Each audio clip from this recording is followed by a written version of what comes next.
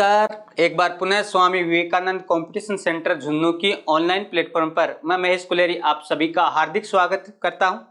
Current affairs की class लेकर हम स्वामी विवेकानंद कंपटीशन सेंटर की टीम आपके सामने एक बार पुनः उपस्थित है और आपका बहुमूल्य समय नहीं लेते हुए पहले प्रश्न की ओर हम बढ़ते हैं। किस देश ने ज़पोरिजिया परमाणु ऊर्जा संयंत्र स्थित है? और हमारे सामने ऑप्शन है अमेरिका, दूसरा ऑप्शन यूक्रेन, तीसरा फ्रांस और चौथा जो है वो रूस। और इसका सही जो उत्तर होगा वो होगा यूक्रेन। यूक्रेन के अंदर ये परमाणु संयंत्र स्थित है और अभी इस परमाणु संयंत्र पर रूस ने अधिकार कर लिया। इस परमाणु संयंत्र की विशेषता ये है कि ये यूरोप का लगभग 25% ऊर्जा का क्या करता है, उत्पत्ति करता है। यानी कहने का अर्थ है यूरोप महाद्वीप में जो विद्युत बनती है, इस विद्युत का 25% जो उत्पादन है ये इस परमाणु संयंत्र से होता है। तो इसलिए ये परमाणु संयंत्र जो है वो हमारे लिए इंपॉर्टेंट है। और ये परमाणु संयंत्र जो है वो यूक्रेन के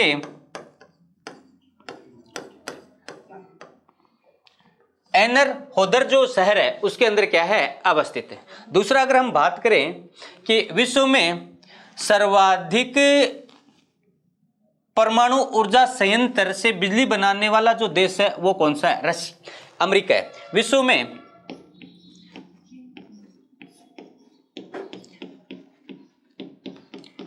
में सर्वाधिक यूरेनियम से बिजली बनाने वाला जो देश है वो कौन सा है? अमेरिका है। अगर हम बात करें कि अमेरिका जो है ये विश्व में सबसे ज़्यादा जो है वो यूरेनियम से बिजली बनाने वाला देशों की श्रेणी में आता है। हम कहते हैं अमेरिका के अलावा विश्व में सर्वाधिक जो यूरेनियम से बिजली बनाने वाले जो देश हैं उसके बाद में हमें याद रखना है चीन, फ्रांस।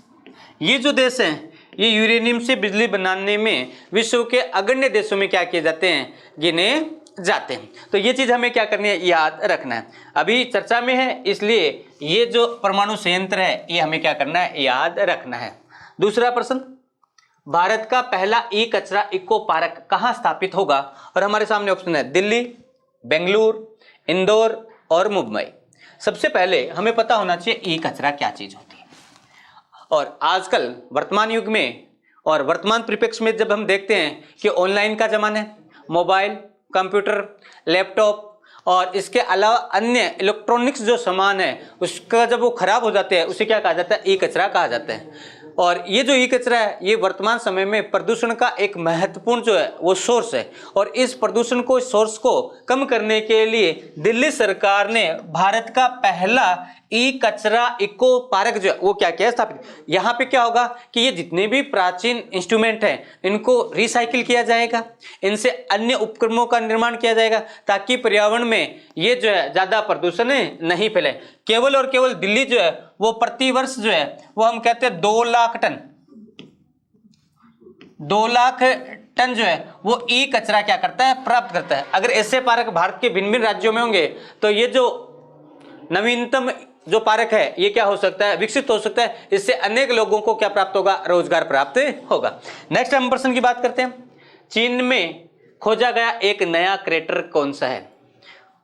पहला है यीलान, दूसरा है ब्रेड फोर्ट क्रेटर, तीसरा मिटियोर और चौथा है टिटिकाका।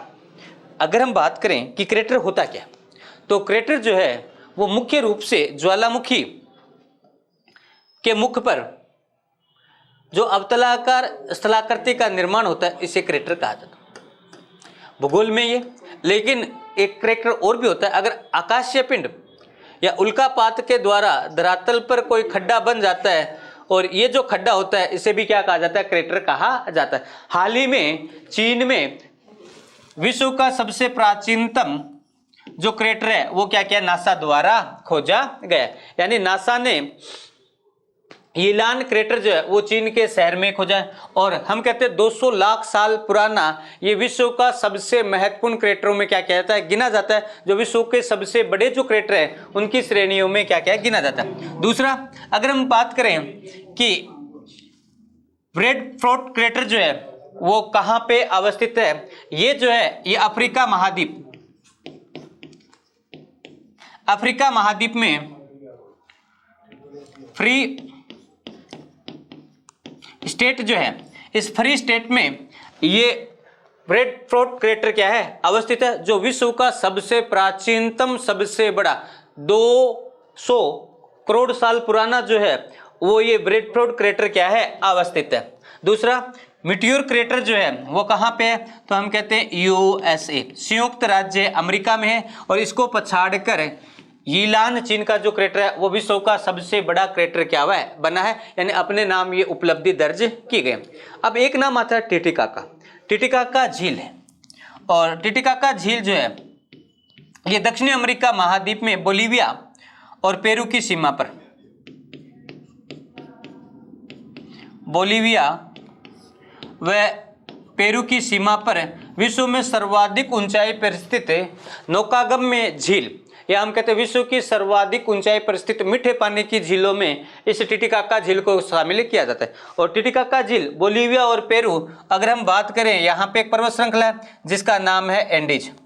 एंडीज पर्वत श्रृंखला के ऊपर बोलिविया और पेरू की सीमा पर विश्व की सर्वाधिक ऊंची मीठे पानी की झील जहाँ पे नाव चलती है वो कौन सी है, टिटिकाका झील है। तो हमें याद रखना है, नया क्रेटर की बात करें तो यीलान शहर है, यीलान में जो है चीन के अंदर ये क्रेटर क्या हुआ है, प्राप्त है।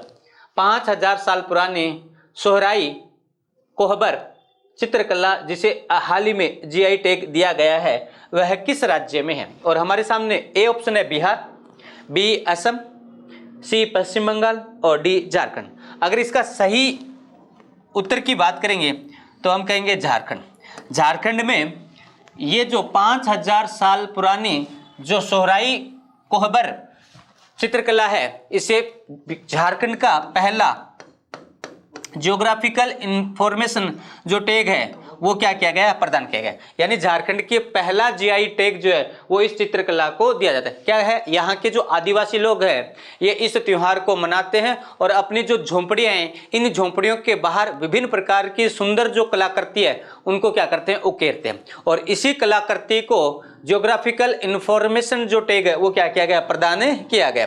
दूसरा अगर हम बात करें कि पश्चिम बंगाल, और पश्चिम बंगाल जो है इसका जो रसगुल्ले हैं,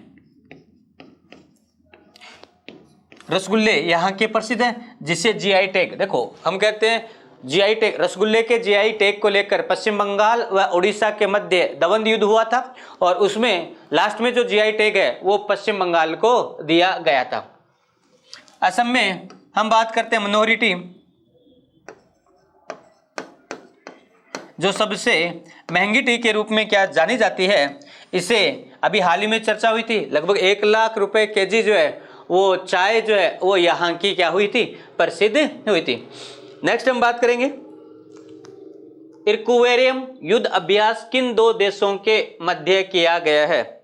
और अगर हम सही बात करें तो पहला ऑप्शन जो है वो भारत व फ्रांस, दूसरा भारत मालदीव, तीसरा भारत अमेरिका और चौथा भारत व जापान। और इसका सही जो उत्तर होगा भारत व मालदीव के मध्य ये युद्ध अभ्यास किया जाता है। दूसरा अगर हम बात करें कि ये जो युद्ध अभ्यास है ये भारत और मालदीव की सेना के मध्य लगातार किया जा रहा है।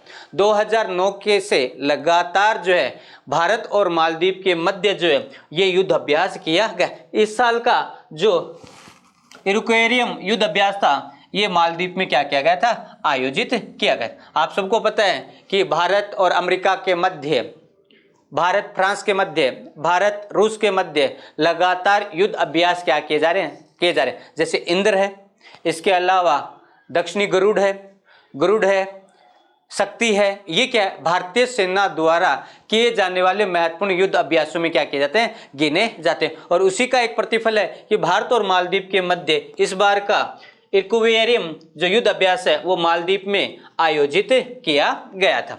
नेक्स्ट प्रश्न की बात करते हैं, किस देश ने अपने आप को 2027 तक धूम्रपान मुक्त देश बनाने की घोषणा की है। और हमारे सामने ऑप्शन है New Zealand, option B Australia, option C America और ऑप्शन डी भारत। और इसका सही उत्तर जो होगा वो कौन सा होगा, न्यूजीलैंड। न्यूजीलैंड जो है वो 2027 तक अपने आप को पूर्ण रूप से जो है वो तंबाकू मुक्त घोषित कर देगा। यानी न्यूजीलैंड जो है वो अपने 14 साल से अधिक आयु वर्ग 14 साल से अधिक आयु वर्ग के प्रत्येक व्यक्ति को न्यूजीलैंड में धूम्रपान से जो है वो मुक्त कर देगा। और ये जो धूम्रपान से मुक्त करने वाला विश्व का महत्वपूर्ण देश माना जाएगा, जो कर्मिक रूप से यहाँ पे बनने वाली तंबाकू, यहाँ पे बनने वाली सिगरेट को धीरे धीरे जो है वो यहाँ पे बंद करने जा रही है। तो अपने आप में तंबाकू जो है वो न्यूजीलैंड में बंद होने जा रही है। और आप सबको पता है कि कैंसर का जो प्रमुख रूप है वो भी क्या है, तंबाकू है। पार्कर सोलर प्रोब मिशन किससे संबंधित है? और option A ISRO, B NASA, C यूरोपीय स्पेस एजेंसी और डी है जाक्सा। तो इसका सही ऑप्शन जो होगा वो नासा। नासा ने ये पार्कर सोलर प्रोब मिशन जो है वो लॉन्च किया है। ये मिशन जो है वो सूर्य की जो सतह है उसके तापमान, वह हम कहते हैं पृथ्वी व सूर्य के मध्य का जो ये वायुमंडल है, इसके अध्ययन के लिए नासा ने ये जो मिशन है ये क्या किया था, लॉन्च किया था। 12 अगस्त 2018 को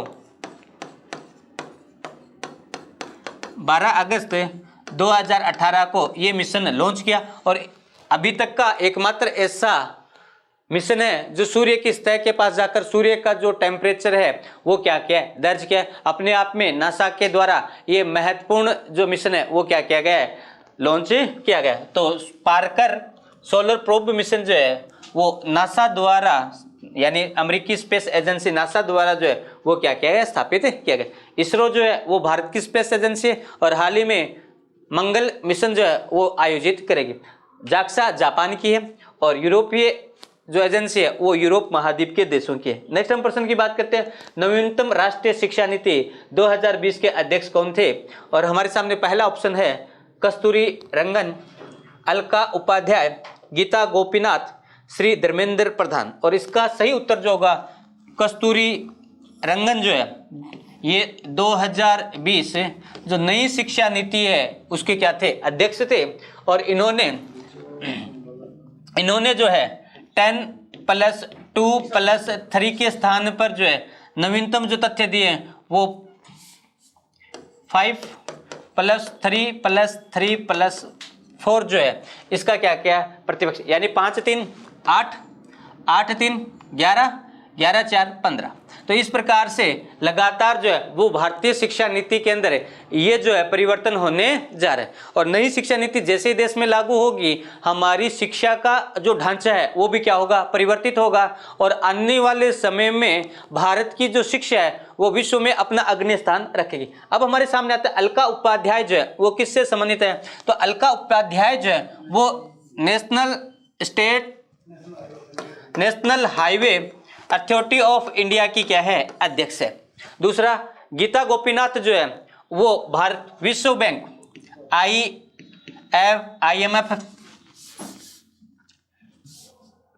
IMF जो है इसकी प्रथम जो है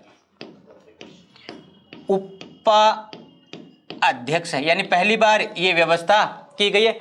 गीता गोपीनाथ अंतर्राष्ट्रीय जो मुद्रा कोष है इस अंतर्राष्ट्रीय मुद्रा कोष की पहली उपाध्यक्ष है। और श्री धर्मेंद्र प्रधान जो है ये भारत के राष्ट्रीय जो है, यानी हम कहें कि ये भारत के शिक्षा मंत्री हैं।